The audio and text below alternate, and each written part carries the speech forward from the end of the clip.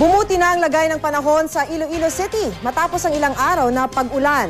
Alamin natin ang latest doon. Makibalita tayo sa telepono kay Josel Huesca ng GMA Iloilo. Josel?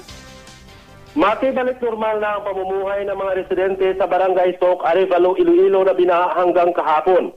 Ayon sa mga residente, kagabi pa nag-umpisang humupa ang baha sa ilang parte ng barangay.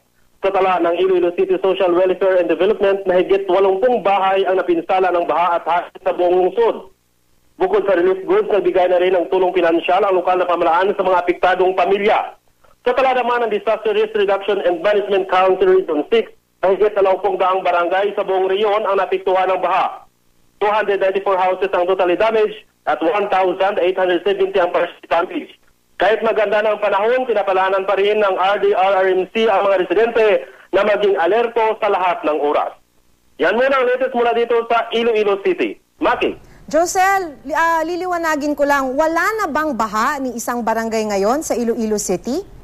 Wala na yung baha, pero may mga ilang mga palaya natin na naapektuhan pa rin ng mga tubig, pero as of now, tuloy-tuloy na ang pagsubside ng mga tubig dito sa mga barangay na apektado, particular itong sa Sook at sa Barangay Lanit sa Haro, Iloilo.